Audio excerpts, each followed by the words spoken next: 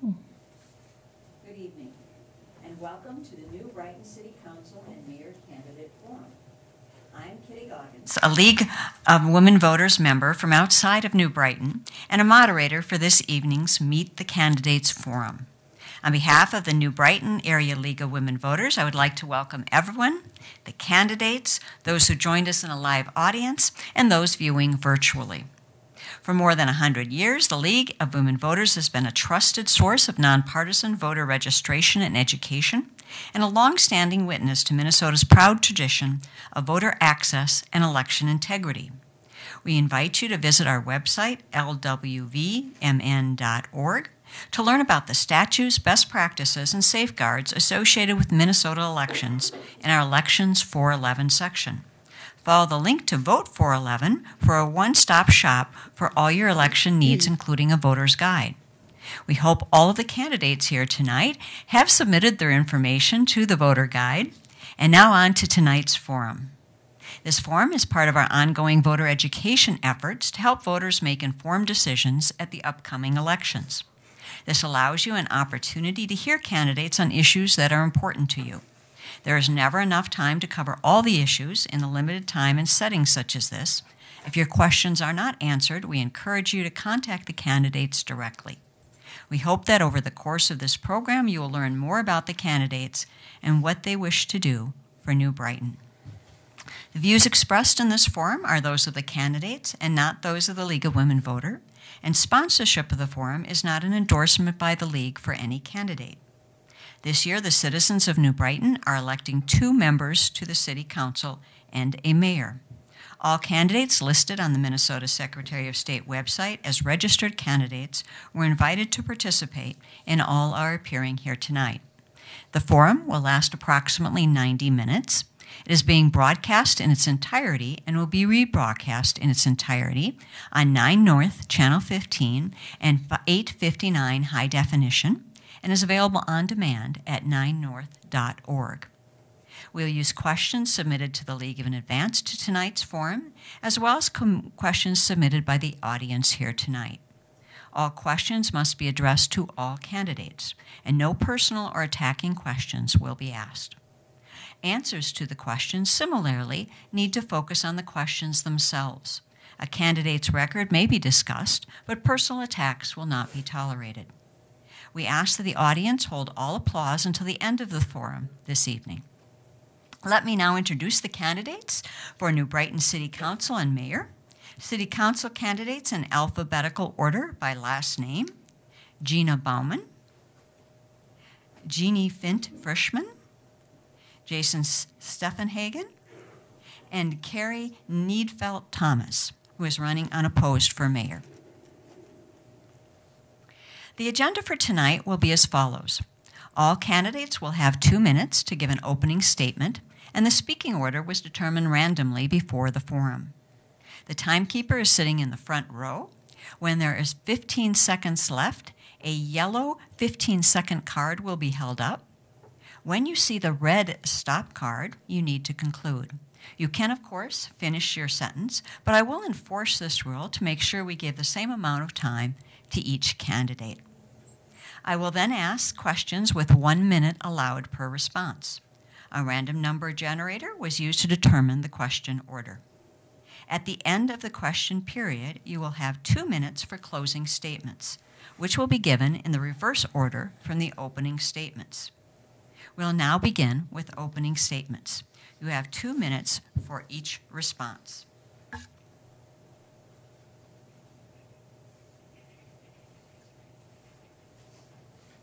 We are going to begin with Jeanne Vint Frischman. Thank you. Oh yeah, you can hear me. First of all, thank you for inviting me to this. My name is Jeanne Vint Frischman, and I have lived in New Brighton my entire life. I attended Bel Air, Highview, and Irondale. I have raised 2 young men here as well who also attended Bel Air, Highview, and Irondale. I married my husband, Jay, who I met at the University of Minnesota, where we both graduated with Bachelor of Science degrees. And Jay is a hydrogeophysicist for the state of Minnesota, and he's also a 20-year member of the New Brighton Fire Department. Our young boys have gone through college. Our oldest has graduated from North Dakota State University with an engineering degree and is currently with Army National Guard. And our younger one is a senior at Montana State University in Bozeman. My professional affiliation is through the Realtors Association. I'm a real estate agent, and I've been a real estate agent for 30 years, primarily focusing on the northern suburbs. With really, my heart is sold on the Mounds View School District. I really strongly believe in the heart of the community is the school district. So we live in New Brighton, and I am also an avid snowboarder, and I am a ski patrol at Wild Mountain Ski Area. I'm an outdoor education instructor with Wild Mountain, and I also teach snowboarding out at Wild Mountain. I am currently on the Planning Commission, which I've been a member of the Planning Commission for the City of New Brighton for 8 years. Previous to that, I was on the Park and Rec Commission for 13 years. So I've been actively involved in the City of New Brighton through numerous commissions, as well as actively involved with the Mounds View School District. So thank you for having me this evening, and I'm excited to introduce myself to you. Thank you, Jeanne Vint Frischman. Next, we have Gina Bauman. I'm the only candidate in this race who has previously been elected to the City Council, serving from 2006 to 2018. I established a record of accomplishment, including significant eminent domain reforms and established accountability for decisions made by the Council. During my tenure, I emphasized the need for responsible policies regarding spending and taxation. I also served on multiple commissions related to public utilities, businesses, and other units of government, and developed a good working relationship with the people and agencies involved. I currently work for a global company, have experience in portfolio management, and was a small business owner in New Brighton. I have the knowledge, ability, and understanding of the operation of our city and the budget, so I can hit the ground running if elected. My reason for running now is that I've observed that the mayor and council's actions over the last 6 years are increasingly driven by a singular ideology-based agenda that has potentially adverse outcomes for residents with no transparency. The city budget is inflating at a rate of over $1 million a year because of overspending of your tax dollars and unnecessary projects and programs. Over the last few years, city government has raised your property taxes with continuous levy increases of 9 to 10%. The 2025 proposed levy is 11.61%, and there are also increasing franchise taxes in your utility bills. I will advocate an approach that will review the city expenditures that are needed or no longer needed and make changes accordingly with each new budget rather than the current practice of carrying over pretty much all expenditures with the automatic increase. I want to mention that while speaking to residents, their number one question was, what is your party affiliation? In these times of divisiveness in the country, I understand why they're asking. However, city offices should be nonpartisan. Whoever I vote for in an election is not relevant, as I have and will represent and serve all residents. I do not seek any party endorsement or funding, and misleading personal attacks have no place in this nonpartisan election. Thank you. Thank you, Gina Bauman. Next, we have Jason Steffenhagen. Yeah, it's a pleasure to be with you. My name is Jason Steffenhagen, and I've been a resident here in New Brighton for the last 9.5 years. I went to Bethel, got my degree there, and met my wife, and then we moved to Tennessee, and it was way too hot, and so we had to come back. And so about 10 years ago, we moved back, and we knew where we wanted to go. We knew we wanted to be in the Mounds View district. My wife's family had lived in New Brighton for many years prior to their time moving away, and so we knew that this area was where we wanted to raise our family. At the time, we had a 5-year-old boy who would be heading off to kindergarten soon, and we were in the process of adopting our second child. And so I got a job at Bethel, worked there for 6 years, and now I've left Bethel to be a local pastor in the Methodist tradition over in North Oaks and Shoreview. I am running for city council because I want to be for the people. I want to be someone that can listen well, that can put to action things that you want to see done. As a local pastor, that is my number one job, is to listen to people. I want to make sure I validate their story, understand their experience, and then figure out how I can support them. When I was working in higher education, the number one thing I taught students was you got to think critically about complex problems. There's no simple answers in this life. And so what we need to do is think critically, think hard, and really try to find healthy solutions that really get at the heart of the problem. And that's what I would like to bring to the city council. And then finally, I'm a 3rd and 4th grade basketball coach. My little guy is just an active one, and so I love coaching the little kids. And after you've done a bunch of listening and you've done some learning, you got to get in the game and take action. And that's what I hope to do with City Council, is be a person of action. I'm going to just stop right there because I think I got more to say later on. So thank you. Thank you, Jason Steffenhagen. So those were our 3 city council candidates, and now we have our mayoral candidate who's running unopposed, Kari Niedfeldt-Thomas. Hello, I have been honored to serve all of you as mayor of the city of New Brighton for the last 4 years. And as I seek re-election, I continue to be energized about building community together. One of the areas that I have focused on is how to make sure that we are reaching out to community members and providing transparency. We've also focused significantly on our housing policies. We also have been looking at numerous ways that we can build our community together. And I will say that we've been really successful. I know that I have made a difference here in our city, and I can tell you that I've heard that directly from our residents and also our business owners thanking me for the work that has gone on. We've accomplished a lot, and I can tell you, for anybody who's worked with me, even my family members will tell you that I try and fit a lot in one day, and we have tried to fit a lot in the last 4 years in New Brighton, and we've been successful. We have been able to bring the temperature down in our city so we can actually focus on getting the work done. We have focused on making sure that our residents and our business owners have the tools that they need to be able to live in their homes, live safely in our community, and make sure that they have the resources that they're looking for. And I have loved working with people. I also know that I've been able to bring a number of the skills that I have as a community volunteer. I serve on many boards. I additionally am a full-time professional. I refer to it as my day job and then my 24/7 job.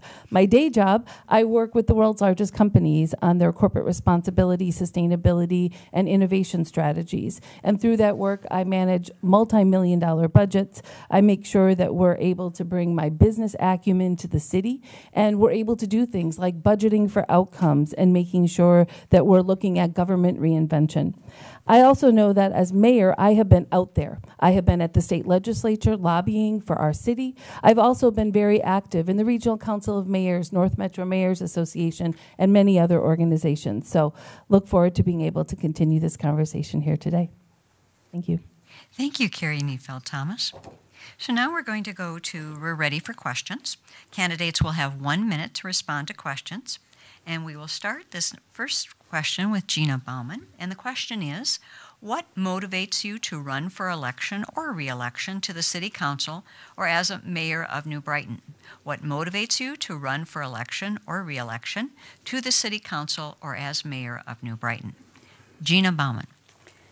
I would say what motivates me is that I have lived here since 1986, and I have seen this city become something different than why I wanted to be here.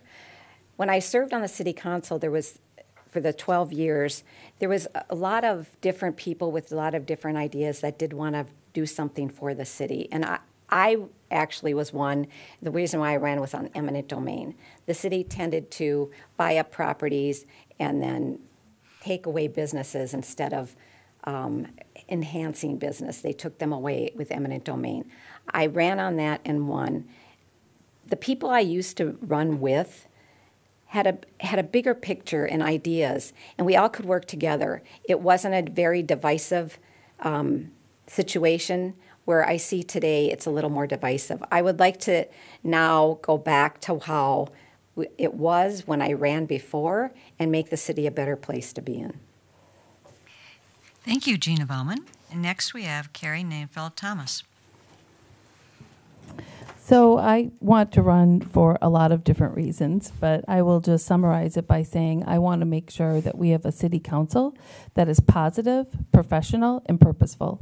We need to make sure that our council is focused on the future, that we are looking at what results we're delivering for our residents. So I'll give an example. We as a city have put together a multi-year set of strategies, and then we are working across all of our departments to be able to implement on those priorities. All of that is publicly transparent. We have that on our city website now. We track how those results are moving forward. All of that is about how a city can think about where it is today and where it wants to be in the future, no city stays the same. There isn't any one of our lives that is the same as it was 20 years ago. And so our role as a city council is to be able to move New Brighton into the future and to do so responsibly. And I want to be a part of making that happen. I've been doing that for the last 4 years, and I want to continue to do so. Thank you, Kari Niedfeldt-Thomas. Next, we have Jeanne, Vint, Frischman. Thank you. I have really enjoyed my time being on the commissions for Park and Rec and most recently on the Planning Commission. I have enjoyed the collaboration with all the different individuals who are involved in those commissions. I have enjoyed the collaboration with the current city council. And the leadership that the staff bring to the table is unbelievable. We really have an exciting opportunity for people to be actively involved in the city. And I feel like this is probably my next step to move forward and take a bigger role in this community, while also opening up opportunities for younger people to be actively involved in this community. So I'm excited about our future. I'm not focused on what was occurring 20, 30 years ago, even though I've lived here for more than 20 and 30 years, but I'm excited about the future. Thank you, Jeanne, Vint, Frischman. Next, we have Jason Steffenhagen. When I've been knocking on doors and talking to people, this is a question that normally comes up. And my immediate response is, I want to keep the good going. Ever since I've moved here 9.5 years ago, I felt like this place has been home for us. We've loved being a part of this community. We've loved working with the schools. We've loved being at the parks. And we've seen them continue to grow and expand and make them more comfortable and more accessible. And the next step for me after moving here was the opportunity came to be a part of Equity Commission.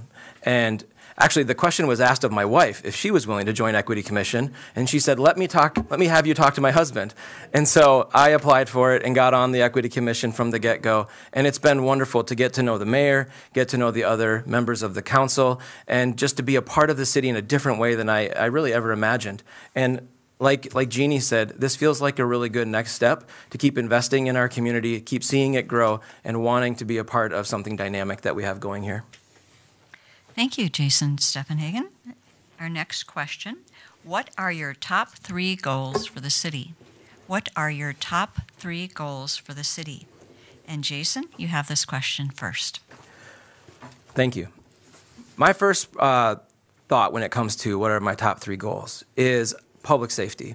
I want to continue the great support that we have for our public safety, our officers, and those doing the training here.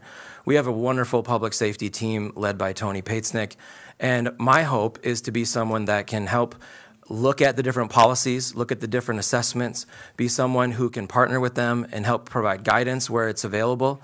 And so public safety is my number 1. Number 2, keep investing in our parks and our trails, because we know that in a way to grow our community and to make it more fun is if we have places for people to go and to stay here and to enjoy being a part of this community. And the third thing is housing, to have good measurable goals about how we're going to meet the housing demands of our growing city, our growing area, and our growing nation. We need to make sure that we have opportunities for people to live in this place for a long time. Thank you, Jason. Next, we have Jeanne. Top 3 priorities. First and foremost is encourage small business growth and development. Number 2, housing. With a real estate background, I can certainly speak to that at length. I won't bore you this evening with it, but housing issues are complex. It's not simple, and it certainly shouldn't be generalized. So I want to shine a light on some housing issues in terms of affordability and take some creative ideas and sort of run with those related to housing issues. And then finally, my third priority would be to continue the strong partnership that the City of New Brighton has with, like Jason said, the Public Safety Department, the Mounds View School District, and then all the partner organizations that support not only our residents but our staff. Thank you, Jeanne. Next, we have Gina. I would like to see our city spending decrease by reviewing the budget and reassessing the expenses of what we need and what we don't need. I'd also like to address public awareness and return to core services, not projects, not policies, not something else that we don't need. I just would rather go to the core services of what we need and what is necessary. I'd like to address myself the misguided rezoning that's happening in our city. There's been a housing study done that we paid $35,000 for, and if you read this study, it will knock your socks off. So what it does is it's increasing the density of our city. When I go out to the doors, they ask me, are you for all of this low-income housing that is being built?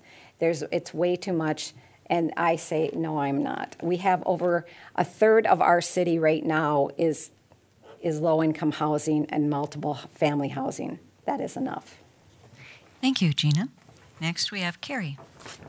Yeah, so I will tell you that my top 3 priorities, the first is to focus on our small businesses and a lot of other kinds of business growth.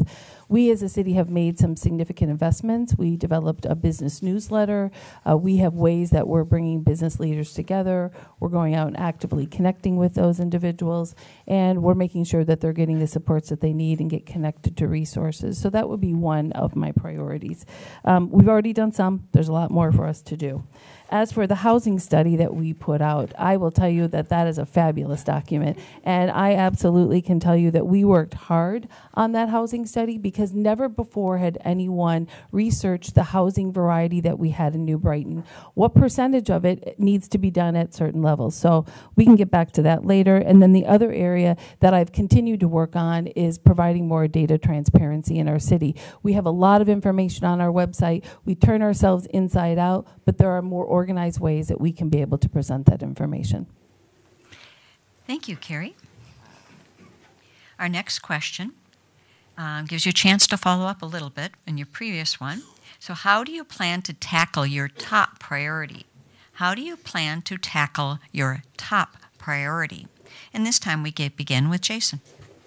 Yeah, I mentioned that public safety was my top priority. One of the ways that I would look into it is looking at the various ways that we support the mental health of our officers. We know that that job is one of the most intense jobs, if not the most intense job out there, and their mental health is priority. Also looking at the ways that we are training to make sure that we are doing de-escalation well. I know that they've done a lot in that area, but to continue that trajectory that they're on about de-escalation. One of the passion projects of mine is keeping track of, there's a website called 8 Can't Wait. There are 8 policies that every city and place where there's policing can put into practice that can allow for people to feel safer in their community, to have better transparency and accountability. And our public safety department actually tracks those and where it's at in our policies. And I appreciate that and would look forward to talking to Tony more about that to keep our citizens safe and also to empower our public safety officers. Thank you, Jason. Gina? I understand and are also experiencing struggles many residents have paying your bills, taxes, everyday necessities. I believe this city has increased over exponentially the spending that is not needed of your taxpayer dollars. 9 to 10% levy increases isn't sustainable for everybody's budget. Now it's at 11.61. I don't believe that people, they have to go by their budget every day. They may not get raises. They may not get bonuses. They may not get a lot of things. They lose their jobs. Companies are laying off. Today's way of we're living is not the usual. It's not cyclical anymore. This is something that we have to understand as a city, that we can't just raise taxes because we have to come up with money that was spent that we shouldn't. Local government aid is dependent on this in the city, which it should not be, and I'll get into that some other time. Thank you, Gina. Next we have Kari.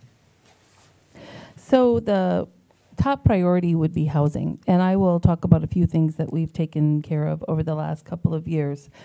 Through that housing study, we've been able to measure the affordability levels in the city and make sure that we're understanding the volume of housing that we have in the community. And through all of that, we will be setting goals around what we want to see happen. Out of all of that, one of the item that came forward as a possibility, we had residents actually come forward with a petition, was around an accessory dwelling unit policy. And we used to have in our policy that in our city code that you could have an accessory dwelling unit, meaning like a backyard home for granny pads, they're sometimes called, or you could have like an adult child with a disability live there. That was passed because we had people coming forward and saying, I want to be able to age in place and maybe rent my house. And so we've done a lot around an Airbnb ordinance, short-term rentals. We've been able to do work around housing inspections for rentals. So all of that is designed to make our community safer, not about scaring people. Thank you, Kari. Jeannie? Well, my number one priority was grow small business. And with my experience on Planning Commission, I really strongly believe that the process that we can achieve more local small business growth here, as well as planting those seeds, is to reduce the red tape. Providing opportunities for businesses to come and work within our community and work with our staff is to make the permitting process easier, make the application process seamless, and make the approval and public hearing process as easy as possible. So that would be my number one priority as it relates to small business growth. And then my second one would be encourage residents to shop local. I remember a time many years ago when we used to have a Lund store in New Brighton. That's no longer here because people chose to go to other places to buy what they thought was more affordable groceries. So I would really push hard for shop local. Thank you, Jeannie. The next question. What specific action do you support to make our city and city government more inclusive of our many diverse cultures? What specific action do you support to make our city and city government more inclusive of our many diverse cultures? First, we have Kari. I'm just writing it down to make sure I answer it correctly. So one specific action that we have been looking at through our Equity Commission and at Council is looking at our vendor policy, making sure that we are looking at diversifying our vendor base and that we're not just going to the same old network of what everybody knows. It is important for us to make sure that we are supporting small businesses, as we talked about, shopping local, but there are going to be times when those businesses don't exist in New Brighton and we do have to shop elsewhere. And so this is supplier diversity programs is something that every large corporation, that anyone who's interested in making sure that you're investing in small businesses and making sure that they have actual business, it is important for us as a city to be able to look at that. And so having those diversified contracts across our city is important. And I do believe that what that will do is to make it so that we become more welcoming to others who come into our city. Thank you, Kari. Gina? Well, I would say the best way is to represent all members of our community, to emphasize what we all have in common rather than the physical and cultural differences. We all need to live in a city that's safe, clean, affordable, and respectful of property rights. I, too, think local small business is very important in the city, but if you're going to do the housing the way they want to do the housing here, you're going to knock down half of the retail here, and we won't have any. You can't rezone something. They rezoned 694 from 694 on Silver Lake Road and all the way up. They changed it to multi-use. Now, the only reason that's different from commercial is that you can now build multifamily housing on it. I prefer to go to businesses and possibly enhance. What can we do? Make the stakeholders that own those buildings or the renters. What can we do for that you're having your business in those buildings, and how can we enhance the area around you? Thank you, Gina. Jeannie? Can you repeat that question one more time? Sure. What specific action do you support to make our city and city government more inclusive of our many diverse cultures?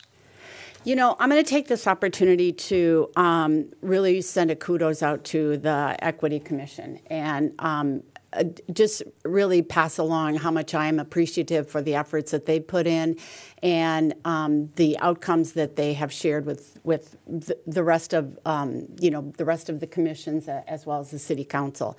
And I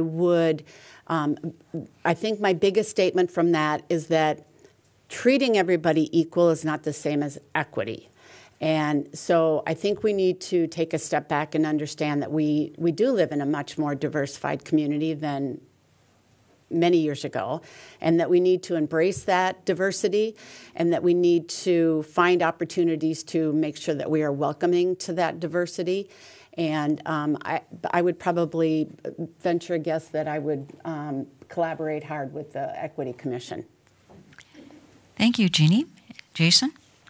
Yeah, just to kind of build off of what Jeannie was saying, one of the first things that is necessary when you're trying to work with people that are different from you is that you have to be proximate to them. Brian Stevenson talks about this in his book, Just Mercy, is the need to be close to people, to understand their story, to hear their background, hear their struggles, hear their highs, their lows, their joys, here's what they celebrate, and then find ways to join in that celebration, to honor the uniqueness that is someone different from you, so that they can also honor the difference that you provide and the beauty of what you bring.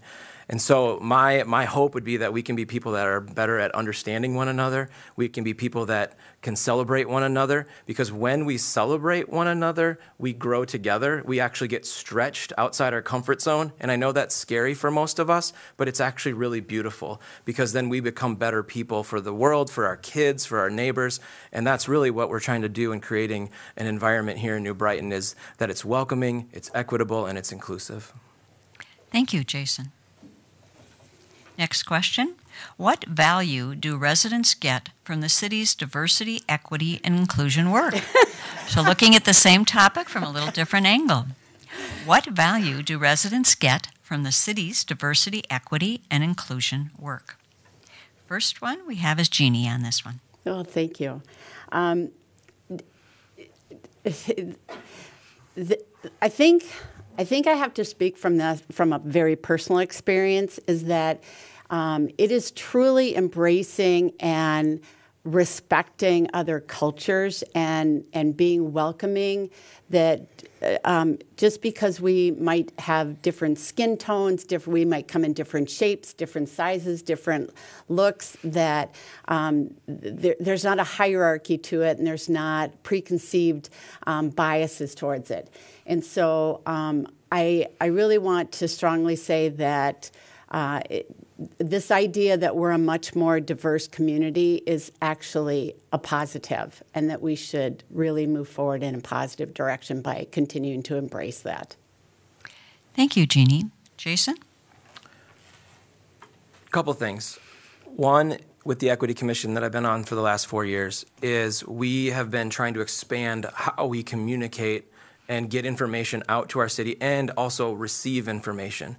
It hasn't always been the case, and I know Mayor Kari and the council have been really pushing this forward to try to make sure we don't just hear from the people that we've always heard from, but that we hear from everybody in our community. That's incredibly important as we are trying to grow and diversify and understand each other in a better way. The second thing that I want to highlight is that the Equity Commission has not focused on putting on big events. We have done some events, but that hasn't been our focus, is to put on a bunch of events. We've actually been asking questions about policy to try to understand our city well, so that we can influence the policies of our city so that it does become more equitable, does become a more inclusive place for people from different cultural backgrounds and ability backgrounds. Thank you, Jason. Gina? I work for a global company. The team I work with is from all over the world. Different cultures, different color.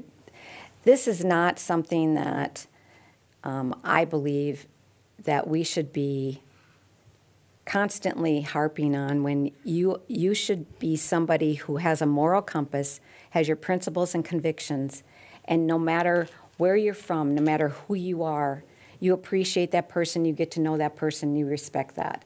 But I do not believe to always have equitable outcomes. You cannot have an outcome that is the same for everyone. It's just not possible, because everybody is different, and that's a good thing. Everybody has something to contribute every day, and that's a good thing. Their ideas, their knowledge, what they want to do and how they want to do it, where they come from. Everyone has that. We all have that in us. We were all born with some type of cultural background. I have to stop. Thank you, Gina. Kari? So there is a significant amount of value that our city has received from our Equity Commission. The first I'll note is that in setting up an equity strategic action plan, one of our priorities as council was to start the Equity Commission and then additionally hire a DEI coordinator. That individual has been able to move forward a number of the city priorities, but of those I will note that we are able to make sure that we are bringing the right lens to the work that we're doing. Who is not at the table when we are making a decision is important, because then it makes sure that we're thinking holistically about what we're doing and we create better decisions, better ordinances, better variances, better whatever it is that a city has to make a decision on, we're able to do so better. Additionally, we've been able to focus on our community outreach. We've been able to make sure that we're looking at ways to be able to bring people into the city. We've been able to focus on specific trainings that need to happen so everyone can remove biases to the best that they can. And we've also made sure that we are thinking of how to make our residents feel belonging. And that's important in the work that we're doing. Thank you, Kari. Next question. What programs or services would you like to see discontinued, implemented, or improve for the youth and seniors in our community?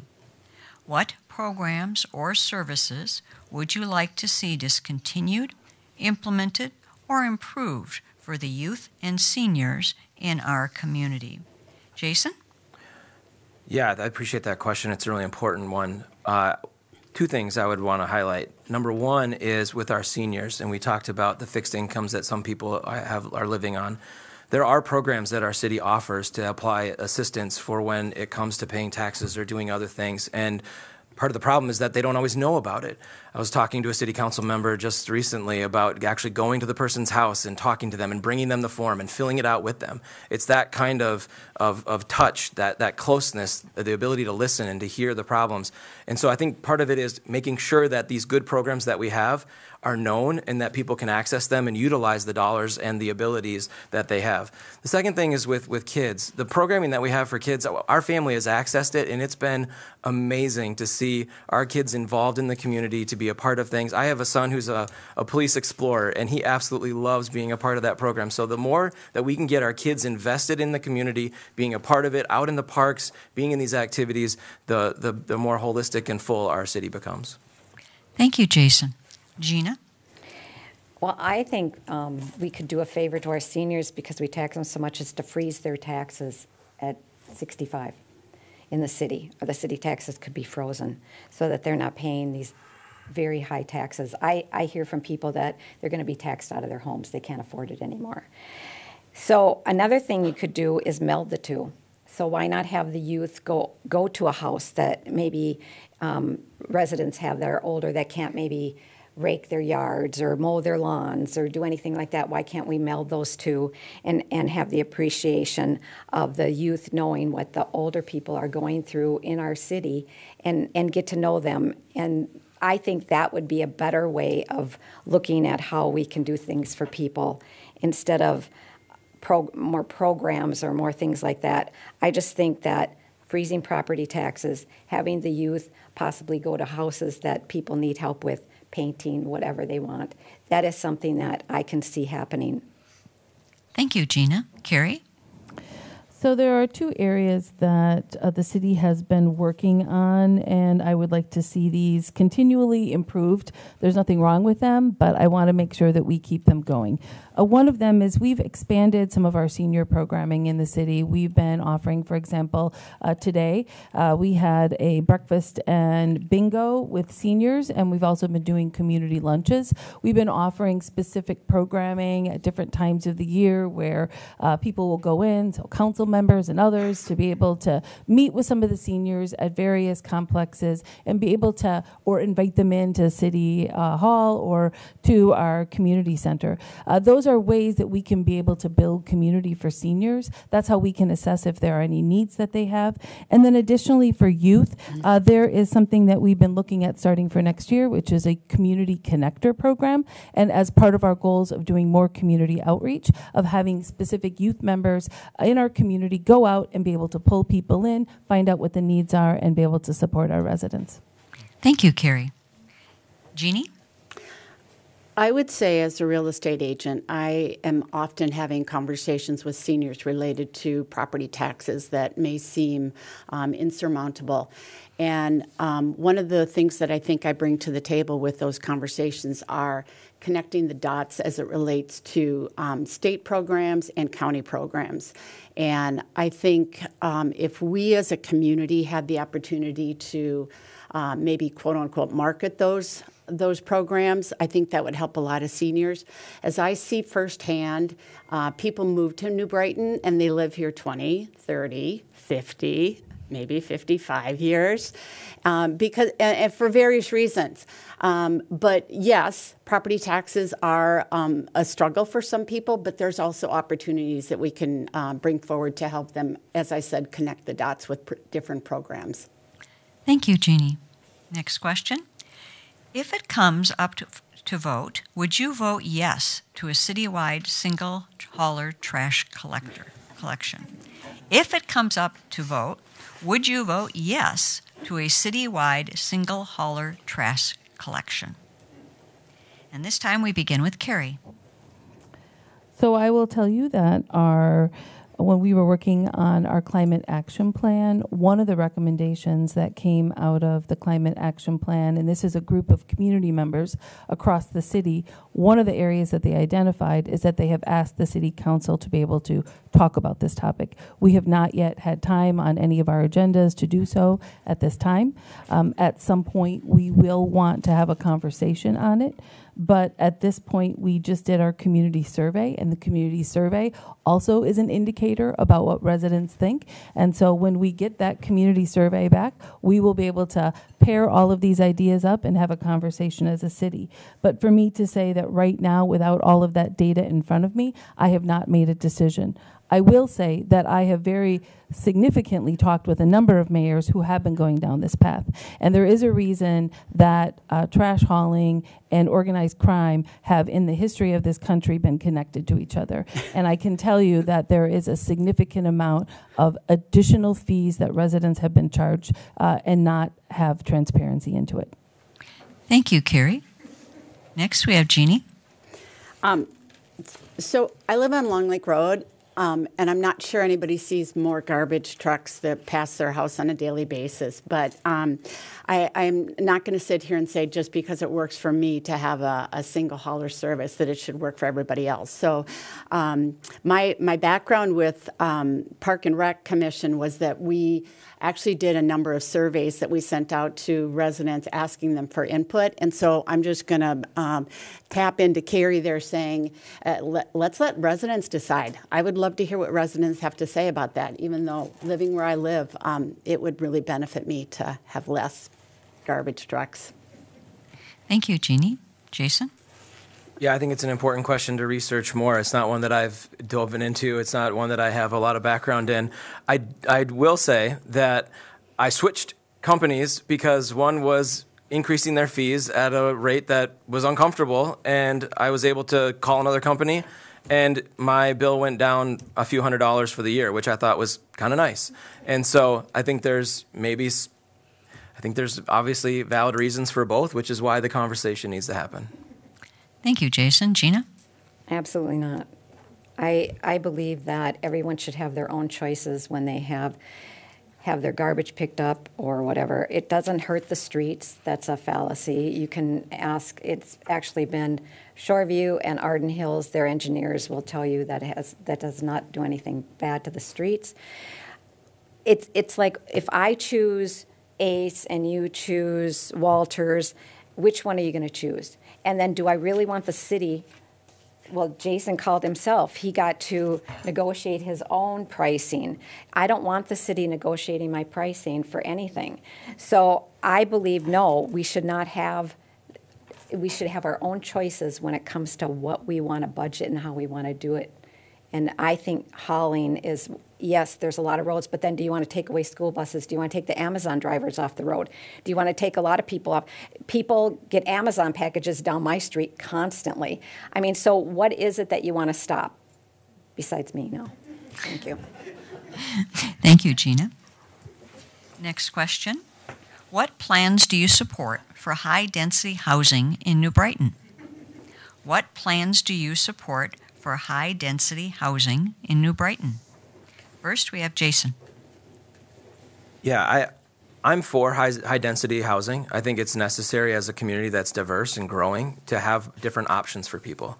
It's not that we have only one option, or it's not that we overemphasize that one option, but I think it is important that we have options. People are looking for different ways of doing housing now. Young people, the Gen Zers, they don't want the same housing that maybe I wanted. And so having different options for them is important if they're going to be a part of our community in the long term. And having diverse levels of housing allows people to stay in the community longer, which has obviously been something that many of us have experienced and has been a good thing. Thank you, Jason. Kari? So currently, I don't have any plans. And we as a council have said, though, that through our housing study, we want to be able to set goals for our city around what levels of affordability there is. Through that study, we were able to determine that we do not have any low-income housing in the city at all. We have affordability levels that are in between, like around 50% AMI, but we do not have low-income housing in New Brighton. Additionally, it was discovered that we did not have any market rate apartments. And that was around the same time that the Exchange Apartments over by Cowboys on Palmer was going in, and that is a market rate apartment. And so I do think it's important for us to realize that there is a variety of housing and there are a variety of needs. I can tell you that an additional area that we as a council have worked is we have protected in our city zoning code our mobile home parks, because that is also high density and affordability. And we've made it now that someone cannot come in and buy that and not have it be a mobile home park anymore. Thank you, Kari. Jeanne? So with my work on the Planning Commission, I have been actively involved with the review of the zoning codes and a lot of the work that has been done with regards to zoning code revisions. And the perception that New Brighton can only have single-family homes is inaccurate. And we need to do a better job as a community for providing lots of lots of high-density opportunities. And to automatically say that high density has negative connotations is really just a dog whistle. And we need to do a better job of educating people on all the different opportunities that are out there for high-density housing and who it actually serves. Thank you.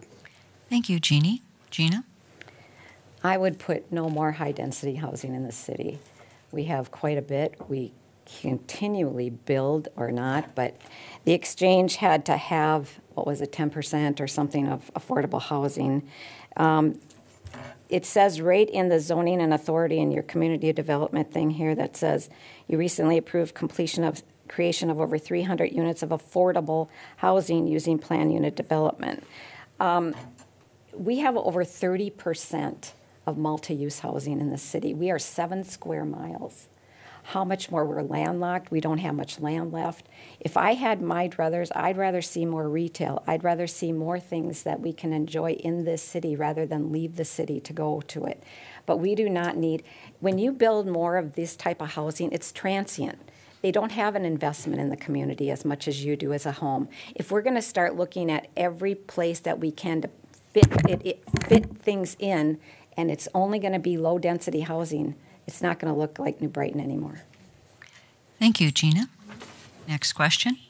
Is there anything in the New Brighton city budget that you think should be cut or reduced? How much and why? Is there anything in the New Brighton city budget that you think should be cut or reduced? How much and why? This question, we begin with Gina. I have to explain this. I'm a zero-based budgeter, which means that you're a baseline budgeter. You start pretty much with zero. I would have to look at I would start with programs instead of core services. Core services are a necessity. We all know that. We need those. We should get back to more of that. Programs and other projects that we don't probably need in the city, we can reassess those at the time. But I would like to do that as you go every year. Just reassess where you want to put the money, but you don't have to constantly just forward the money, add another inflation rate on it, and then just keep moving on. You have to assess it every year. We do on our budgets, don't we? If we have to pay more taxes, we have less money. So we have to go around and look at our budgets. We have to maybe cut things. We have to maybe do things differently in our lives when we are overtaxed. So yes, I would just want to reassess and look at the budget every year to see if there can be cuts. Thank you, Gina. Kari? So I will say that we, as mayor serving on council, did make a decision to move some items out of what the proposed budget was to be able to reduce the levy. And we removed $700,000 worth of proposals that were coming forward from the staff. And we as a council went back and forth. We had numerous budget sessions. So I do feel like I've already had the opportunity to be able to remove some items from our budget. I will note that there are decisions that happen all the time. And I will say that we do zero-based budgeting. We budget for outcomes. We decide what it is that we want to achieve for the year and how we're going to get there. I'll give an example. We used to, in the city budget, have a municipal contribution toward our fire relief fund. There was a council a number of years ago. This was the council that kept cutting and cutting and cutting, and they took that out. And so we as a council have not actually been able to put that back in except for 1 year over the last 4. So I can tell you that there are decisions that happen all the time, and sometimes everything doesn't get in. Thank you, Kari. Jason? As I understand the budget right now, I would take the same approach that the mayor is taking. That we look at how the city is going, look at what we're trying to do, and if there are any areas that we can scale back or that we can say, hey, this is an area where we can have some savings. But I don't know of a single program that I would cut. I don't know of a single place where I would say, hey, we want to eliminate that position or eliminate that service to our community. I think that the services that we provide are there for a reason. And the other thing I would want to be careful of is that we don't create an atmosphere where the people that work for us are at odds with each other because they're all arguing over the same dollars. We got to be careful about the camaraderie that we create within our community and within our workforce to make sure that they can see this and support one another as we continue to grow a holistic city that values the work that we all get to do. I know the Equity Commission isn't the same as a commission that's been around for a long time, but we've been respected, and that's the kind of atmosphere that I hope we can continue here in New Brighton. Thank you, Jason. Jeanne? Short and sweet, no. I can't say enough good things about the staff that the City of New Brighton has been able to attract and retain. And I can't say enough about the Public Safety Department. So at this juncture, I'm just going to answer no. There's really nothing that I would want to cut. And I really believe, like what Jason just said, is that what sort of vacuum are we going to leave behind if we create an environment where we have people who are fighting for the same dollars? Thank you, Jeanne. Next question. What would you propose that New Brighton do to support current businesses expanding in our community and to attract new businesses? What would you propose that New Brighton do to support current businesses expanding in our community and to attract new businesses? We begin with Gina. I would like to see us go to, there's stakeholders in our community. I think we need to have more open forums with the community itself and the businesses and see exactly what is it we can do to enhance their businesses. What can we do? You know, I think a lot of times it's aesthetics. You might go down the road and say, there's a lot of businesses, oh, they kind of need to clean that up, they kind of need to do that. Let's ask them, let's look at the stakeholders and say, what can we do to enhance it, and what can the people, get them together and say, what would they like to see as a business in New Brighton? We don't have a lot of places to put in more business.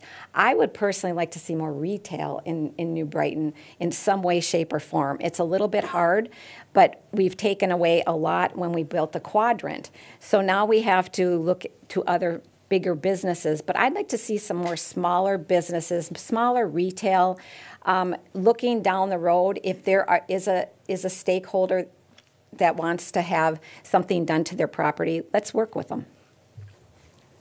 Thank you, Gina. Jeannie?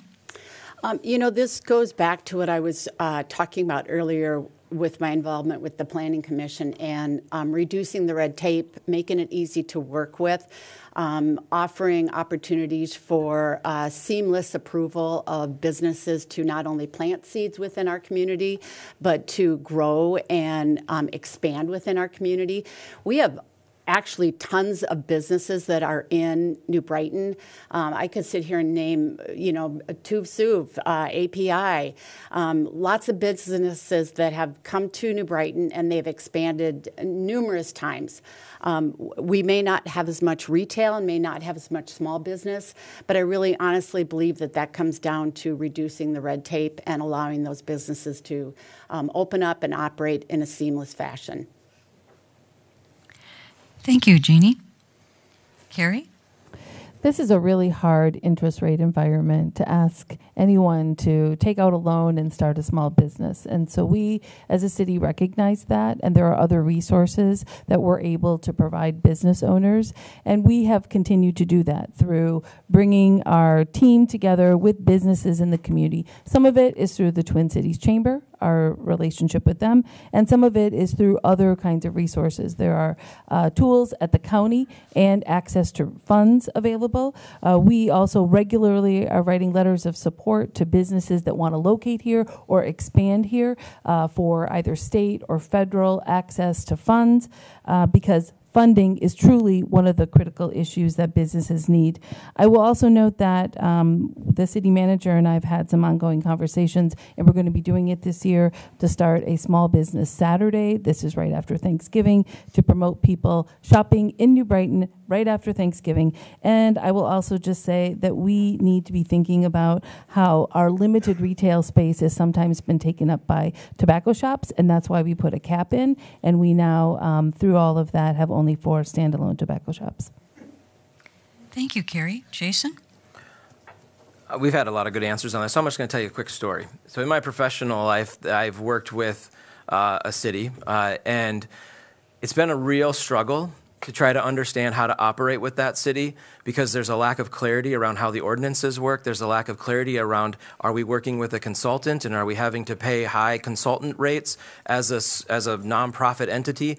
And it's been really confusing and really frustrating, and it's costing my church a lot of money. What I've loved about New Brighton is that we are focused on having clarity, having a transparency about what we are asking of people. If I were to start a business today and you were to give me the choice to do it where my church is located or do it here, I would do it here 10 times over because I trust the work that the city is doing to make it possible to start a business in this community. Thank you, Jason. Next question. What city action do you support to address environmental issues? What city action do you support to address environmental issues? We begin with Kari.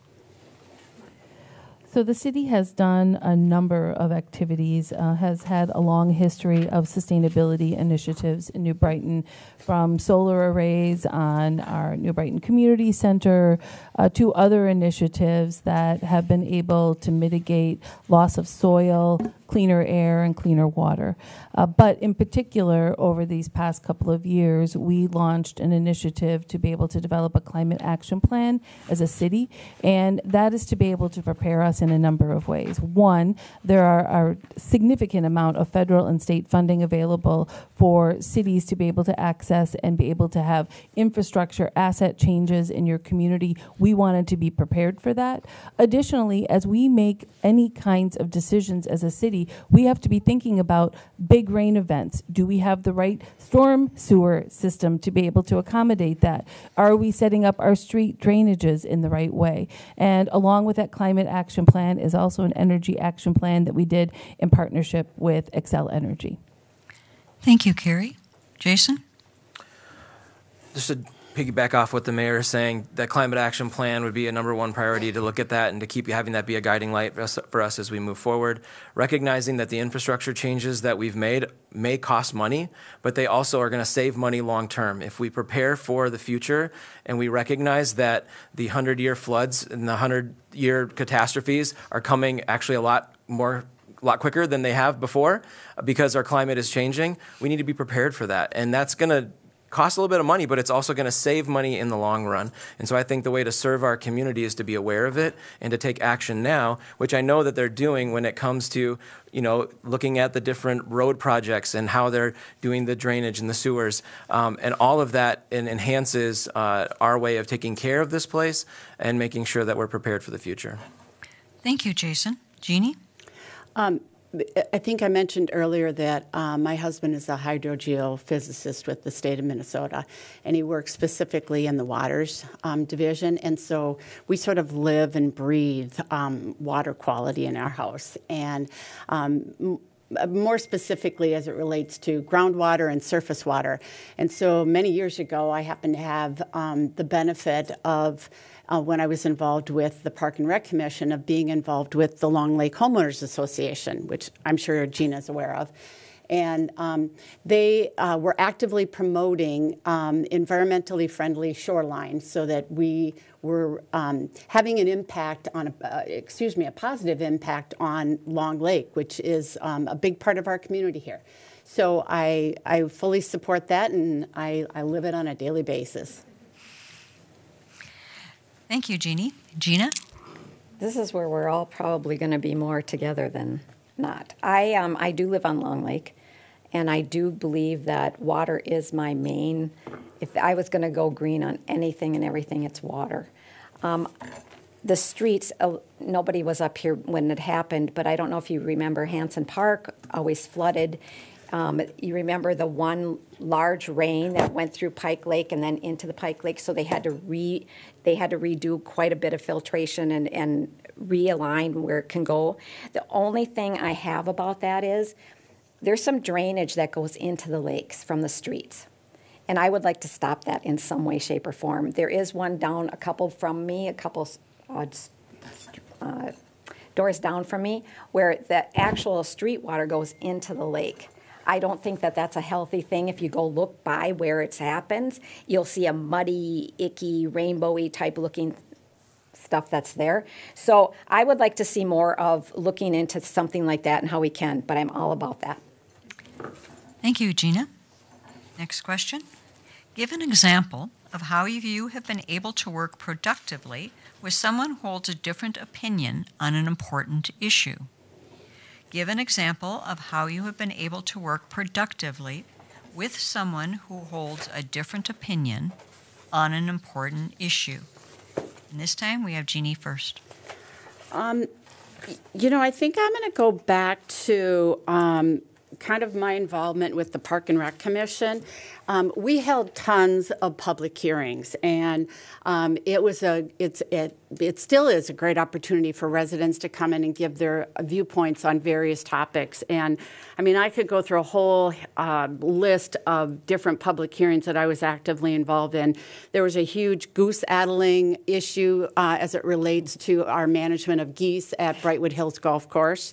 We implemented pickleball courts, and there was a lot of debate around the pickleball courts in the city of New Brighton. The Hanson Park redevelopment and the improvements that were going on there as it relates to stormwater drainage issues. Safe routes to schools.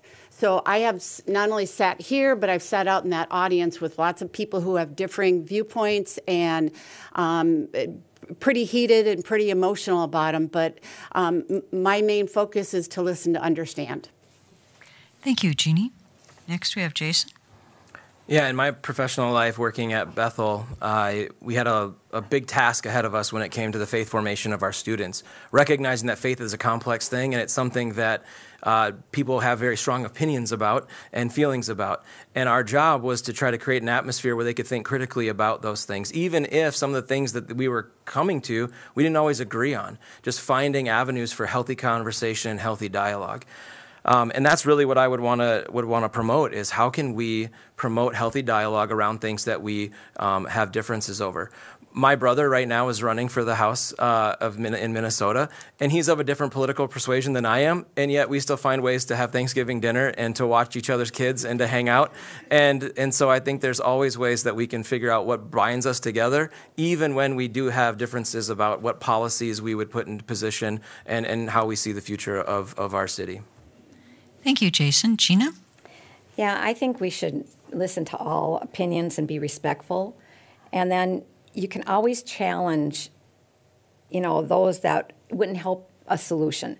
So it's fine. Because I always said that if you have everybody in this room and you ask them the question, you probably could have a common thread. There'd be something you could work off of, and there is a common thread there. And I think that's what we have to work on more than our differences. And I think there's something about predisposition of people and what they think about a person before they even know their opinion. So then they have that interference when they are talking about issues instead.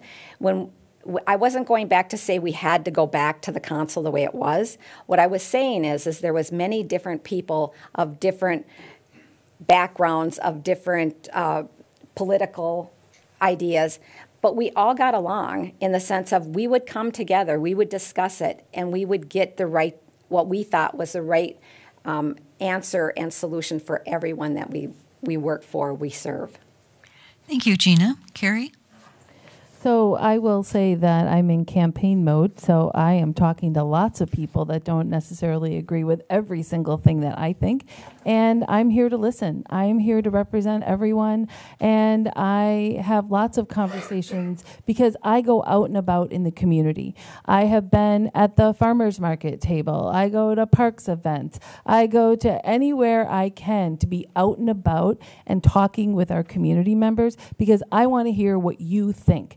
And that is how I become better at what I do. I only know what we should be doing because I listen to what people tell me. I answer phone calls on my phone. I am responding to emails, and all of that helps to form who I am and what I think we should be doing for the city. I don't go into it with any particular opinion, but I can also say as mayor, I have to facilitate at city council meetings. So I come with my own opinion, and I have to bring everybody together so we can come to a vote.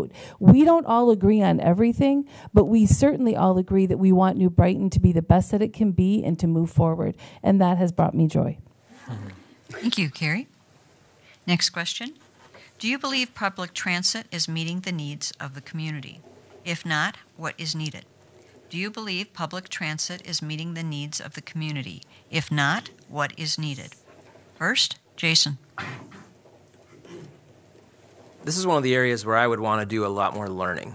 I need to get to know our residents that use public transit more often than I would, and to find out, is it meeting your needs, or is this an area that we have for growth? I'm guessing that it's an area that we have for growth, just in seeing how few buses go by and how little there is happening. And so I would imagine that we do need to grow in this area, and we need to figure out exactly where we need to grow this in our city. It can't just be where we might think it is or where it's convenient for people that look like us up here, but we need to ask the question, where is this going to make the biggest impact for the people that use it the most? Thank you, Jason. Kari? We have a horrible public transit system in the North Metro. And I can tell you that we have 2 bus lines, that we have the ability to extend them, and it's been truncated by Met Council. I have been a continual advocate for looking at ways that we could be able to expand other transportation options. We do not need to be a car-centric city. It is not great for the environment, it isn't great for our residents, and it certainly puts added pressure on our city streets that we have to then repair more and put more dollars into. I can tell you that for solutions that I have been talking to state legislators, they now all have said, Yes, you're absolutely right. I have looked at the maps with you. The next 30 years projected out, we have no expansion of public transportation. Additionally, though, as a city, we passed a living streets policy because we wanted to make it so that we would build into all of our street plans additional biking lanes, the ability for other transportation modes, and that is part of how we can get to the solution of additional transit. Thank you, Kari. Jeannie? Kari put it nicely. I probably wouldn't put it as nice as that. I agree. We need to absolutely look at more public transit within our community. The fact that we do have 2 bus lines going in and out of our community is almost sad. One of the key reasons for building the Exchange apartment building so close to Silver Lake Road was that it gave those residents there an opportunity to actually access a bus stop that would take them to downtown downtown Minneapolis or downtown St. Paul or the U of M. But yeah, it is something that needs to have a light shined on it. Thank you, Jeannie. Gina? I guess what we'd have to do in the city is learn how many people use the transit system and how it would work. I'm not opposed to looking at public transit or how it would work, but I will tell you I have a 29-year-old daughter that would never get on a bus. She was going to call Uber, right? I mean, there's certain people who have their ways of looking at it. I happen to work 25 miles away from the city, so I have to drive my car. So I'm not opposed to cars being on the road. But the Met Council, working with the Met Council is a good thing because they're the ones that are in charge of the MTC buses.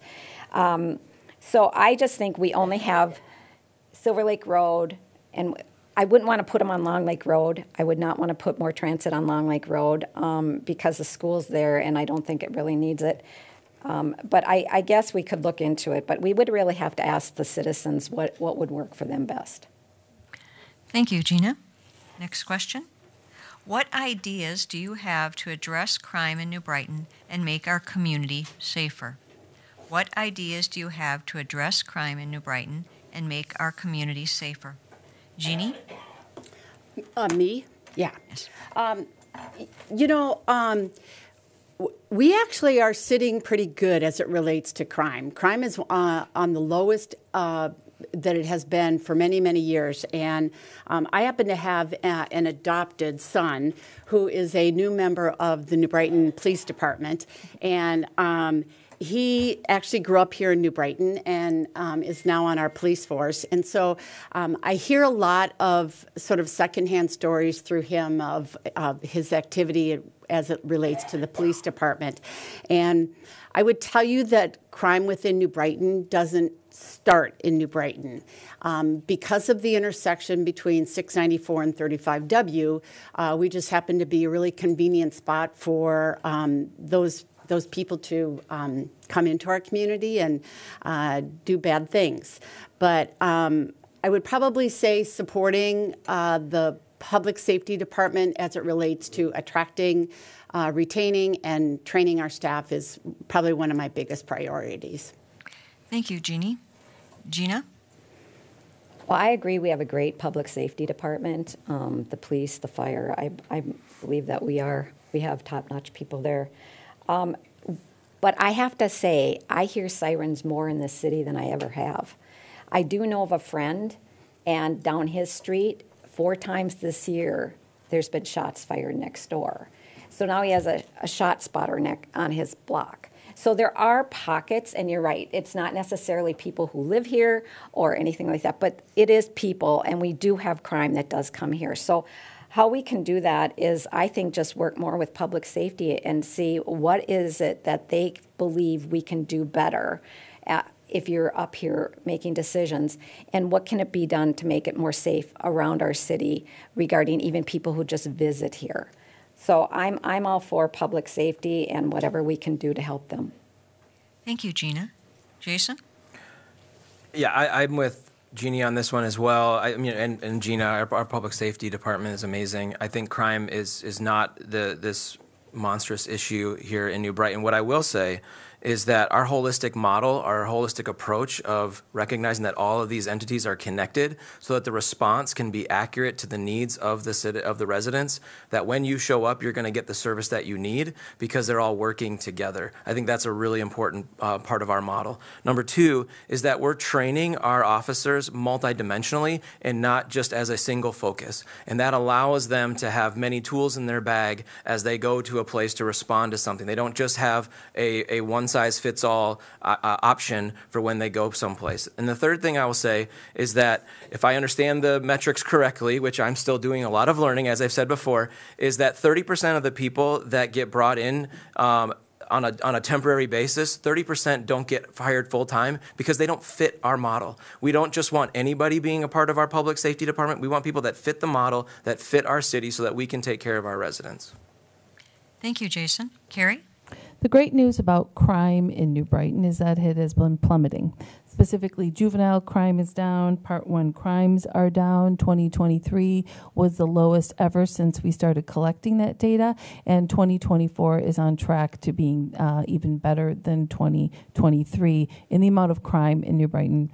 So, that being said, I can tell you that our public safety team is a pride of the city, and I have been a large supporter. I had 2 kids who were in our public safety's Police Explorer program, and I can tell you also that those team members have been fabulous at coming forward with specific recommendations. We now have 2 drones in the city. We're finding ways to be able to not have to send officers in. We just did a public safety organizational assessment. We started a cadet program, and I've been an advocate with Ramsey County Attorney's Office to be able to set up a dashboard on adult and youth crime data to be able to provide transparency into the system. Thank you, Kari. Last question. What do you like most about our city? What do you like most about our city? It seems a good question to end on. We're going to begin with Gina. Well, like I said, I live on the lake, so I love the lake. That is one of the best features of our city. And when you have, I want to say when you have a bad day, first I want to pet my dog.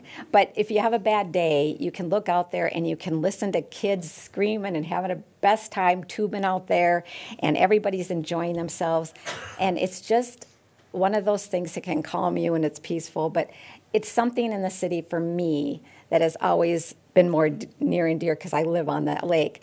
But I would say people too, you know, I mean, there's a lot of good people here, and I just think that this is the place to live that way too. But like I said, I just enjoy everything about where I live. Thank you, Gina. Jeanne? You know, in my professional career as a realtor, I am constantly selling lots of different things about New Brighton, but I will tell you the biggest single reason why people move to New Brighton is the Mounds View School District. And that is a huge draw. It's an asset that I can't even begin to explain to you how often I have conversations about what's going on within the Mounds View School District. So my kids aren't in the school district anymore, but I'm grateful for what a great school district we have because it continues to maintain my value in my house. Thank you, Jeanne. Kari? I love most about our city the people who live here. And they're the people who have lived here for a really long time. And then there are new folks who move in because they have decided that this is just the place because they love our parks. They love the way that we're able to bring people together through a number of different community events. They love our programming that we offer in the city. And I can tell you that the people who move here that I have encountered are kind, they're generous, they're supportive to one another, and they're optimistic. They're optimistic about where New Brighton is going and all the great things that are possible for our city. And there are some cities, I think, as you know, that people can be kind of jaded and grumpy, and I have not found that the majority of people that I work with in the city are that way. They're optimistic and they're happy to be here. Thank you, Kari. Jason? So I'm a dad of a 14-year-old and a 9-year-old. We're a multi-ethnic, multicultural family, and what I love about our city is that when I walk through my neighborhood with my two ginormous dogs, one that's 110 pounds and one that's 80 pounds, is that I see a community that represents our whole family. And I love being in a community that does that. It's part of the reason, it is the reason why we moved into this area. We looked at the schools and the makeup of the schools, and we thought this is where we want to raise a family. And just every day, I walk the dogs twice a day for a half hour each, and I just love walking around our community, seeing the diversity of it, and it feels like home. It feels like a place of belonging. You know, the other day my dogs are barking at somebody else's dog because I can't train them to save them. And what happens, but a neighbor comes running out of her house and says, "Do you need any help with your dogs?" And I was like, that is so kind of you, but no, I just have to hold on and pray. And so, you know, we survive every day, but it's because we have such a great community. Thank you, Jason. In closing, we apologize if your question was not asked. We can never get to all the issues in a limited format such as this. We encourage you to directly contact the candidates. The closing statements will be given in reverse order from the opening statements. Please remember you have 2 minutes to conclude your remarks. First, we have Kari Niedfeldt-Thomas. So I want to just say thank you to the New Brighton Area League of Women Voters for having this event. I know that this is a perennial favorite of many of voters, so thanks for all of you for coming out also, and for anyone watching. I will just want to note that anyone who knows me knows that I have a commitment to excellence, and that I'm a doer. I'm not a maintainer. And that I have a vision, and I am for New Brighton. I want New Brighton to be the best that it can be. And the way that we're going to get there, though, isn't through my ideas. It's from my listening to everyone. We have listened to our staff. And, for example, our public safety team are the ones who came to us with a recommendation to move to the 25-mile-an-hour speed limit. We listened to our residents, and that's how we came up with our Parks Comprehensive Plan. And for the first time in 30 years, we actually invested in making our parks a better place so little kids aren't getting splinters. We also are listening to our businesses, and that's why we've gone through doing mixed use, re-envisioning the corridors, because these businesses are like, we need people to be able to make sure that we can shop, and we need to make sure that people are coming in. How can we re-envision a corridor to look better? I will say that I have had residents who have lived here for over 30 years come up to me and tell me that for the first time in the time that they have lived here, do they feel welcomed because of the work that we're doing with our Equity Commission, and because they are feeling welcomed. That, to me, is a testament that New Brighton is on the right track. When you have residents and businesses and people are finding ways to get along with each other and they're looking forward to what the city can bring, that is the city that I want to be a part of. That is the council that I want to be a part of. And I want to continue to foster that kind of positivity. I don't consider myself to have a bunch of platitudes. I consider myself to be out there making things happen. And so I encourage all of you to get involved. Please go to my website, votekarint.com. Go find me on Facebook, reach out, and let's get things done together. Thank you. Thank you, Kari Niedfeldt-Thomas. Next, we have Jason Steffenhagen. I just want to say thank you again to the League of Women Voters for this event. Thank you, Kitty, for doing such a great job with all your questions. This was wonderful. And thanks to everybody else up here for the civility and for the kindness and the good conversation that we've been able to have. It's pretty obvious what I'm going to say. I'm all about inclusivity, making sure that people have a voice, making sure that our ways of communication are effective and get out to all of our residents so that we can hear back and we can continue to learn. Because if we're not listening and we're not learning, then there's no way we can take appropriate action to solve the problems that people have. You know, when I was thinking about running for this, I was talking to a friend of mine, and they were like, "Are you ready to have people complain to you all the time?" And I said, "It's called Sunday morning for me." And because it's not actually complaining, it's people advocating, it's people wanting to live into a better place, to feel like they belong to their home and to their neighborhood. That's what I hear when people talk to me at my church on Sunday morning, and they wish we had this program or that program or this thing going on. I usually say to them, "Yeah, I do too. Let's get involved. How can we get you to plug in? How can we get you to lead that? How can we get your voice to be more represented?" And the other thing that I would say is, as I close, is I'm doing this because I also want to be an example to my boys. I don't want to be someone that just sits on the sidelines and wishes that things were better, but actually tries to make a difference for people. And then finally, to help educate the next generation. This role will come with opportunities to continue, going into classrooms and telling people about what our city's doing and why it's important to be involved in government, why it's important to vote. And so I hope to have that opportunity. I hope to have the opportunity to represent you, to listen to you, learn from you, so we can advocate for you, and then also to inspire the next generation. Thank you, Jason Steffenhagen. Next, we have Gina Bauman. My priority will be one to getting back to the basics of the mission of city government. It will address and create public awareness and emphasize a return to core issues: budgeting, taxes and levies, public safety, and improvement and maintenance of streets, parks, and infrastructure and zoning. In other words, a clean, safe community. I'd like to highlight critical examples of our mayor and council, which I do not support, which they do. Much of our debt is general obligation bonds, which means all taxpayers are responsible for paying them if there is a default. The 2025 proposed tax levy is 11.61%, but 4.81%, or $660,000, is paying abatement on a bond, which should not become a precedent for future tax levies. The city should not borrow for projects and programs that requires increasing taxes to pay them. The council hired the consulting firm for $35,000 for a housing study. Key findings found the strongest locations for multifamily low-income housing is the southwest quadrant of 35W and 694. The report stated, quote, affordable housing so often generates a measure of community resistance. Leadership from elected officials in support of the project can be critically helpful, unquote. The city, along with developers, put together resources to acquire the property. This study sought no input from residents. When the council makes these type of policy decisions, increasing multifamily housing, it creates strain on public safety and other city services. To hear more in-depth information and overview of the city policies, at Gina Bauman for Council on Facebook and Gina, 4, New Brighton on rumble.com. I respectfully ask for your support and vote Gina Bauman on or before November 5th. Please feel free to reach out to me at Gina Bauman for Council at comcast.net. Thank you. Thank you, Gina Bauman. Next, we have Jeanne Vint.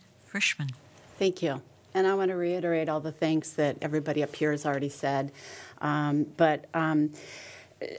want to let you know New Brighton is a terrific community, and it's paramount that we move forward in a positive vision. People do not choose to live here for 50 years, like I said earlier, if they're really unhappy with the community. So it is a true testament to what this community has to offer, that people have chosen to not only move here, but live here for a long time. What I bring to the table personally is experience. Obviously, I was on Park and Rec Commission. I have been on, and I'm currently on the Planning Commission. But I do bring experience to the table, not necessarily from the standpoint of being involved in the City Council, but I have worked with the City Council, and this is just a really good next step for me. A lot of commitment. I've done more volunteer hours than I can even count, and so I want to continue that, and I want to support that for the next generation. The third thing is I'm approachable, and I think that if you're going to serve residents, you have to be approachable. And I've seen that when I've been visiting neighborhoods recently, is that a lot of times I don't get to a lot of houses, but I have long conversations with lots of people standing in their front yard. And my goal is to listen to understand. Thank you. Thank you, Jeanne Vint Frischman. Thank you all. I would like to remind the viewing audience that the views expressed in this forum are those of the candidates and not those of the League of Women Voters. The League of Women Voters is a nonprofit organization, and all of the people involved in organizing and running this forum are volunteers. On behalf of the League of Women Voters, I would like to acknowledge and thank the candidates who are serving their community by their willingness to participate in the democratic process by running for office.